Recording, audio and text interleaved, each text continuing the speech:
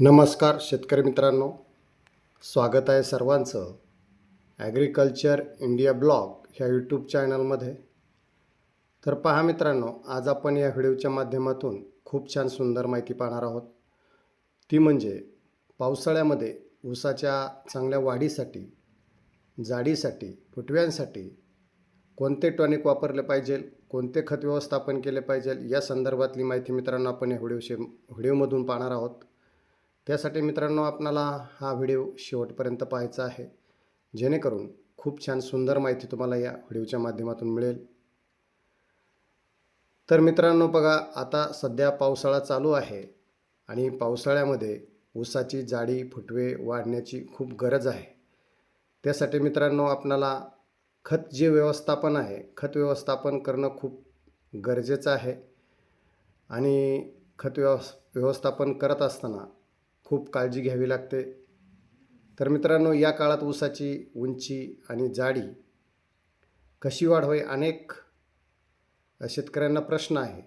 आणि काही ठिकाणी जमिनी चोपण आहेत, कुठे पाण्याचा निचरा होत नाही, त्याच्यामुळे ऊस पिवळा पडतो, अशा बऱ्याचशा समस्या आहे मित्रांनो.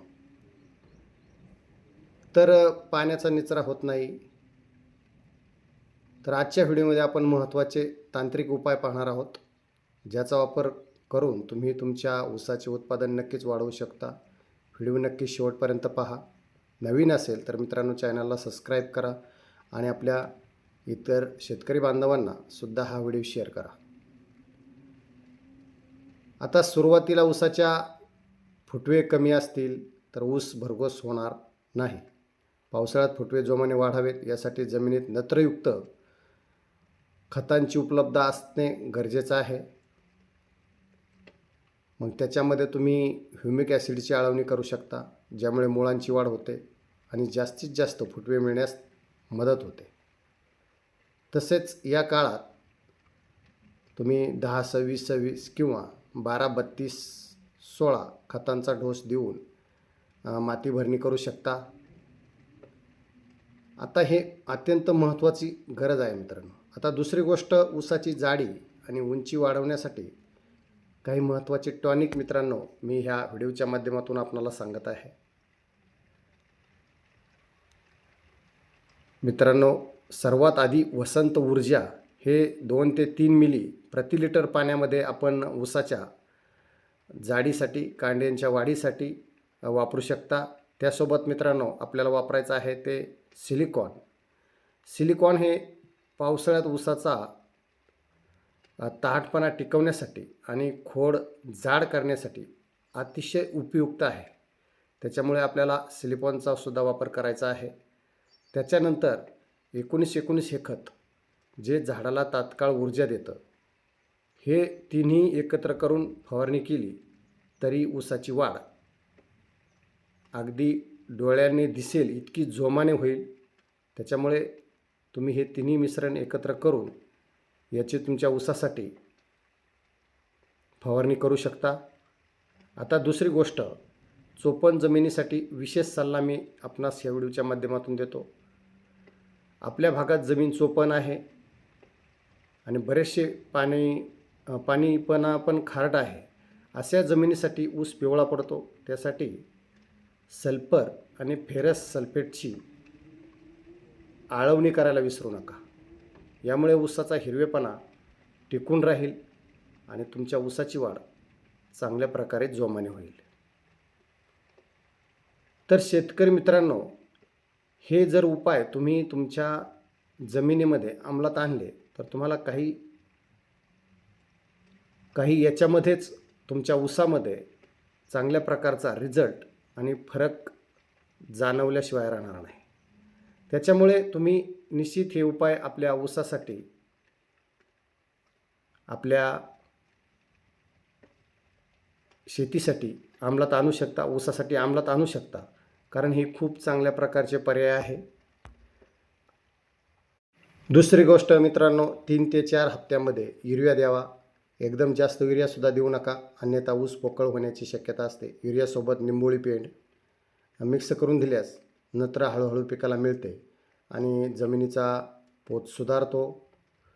किंवा मग तुम्ही 10-26-26 किंवा 12-32-16 यासारख्या खतांचा ढोस माती भरणीच्या वेळेससुद्धा तुम्ही देऊ शकता.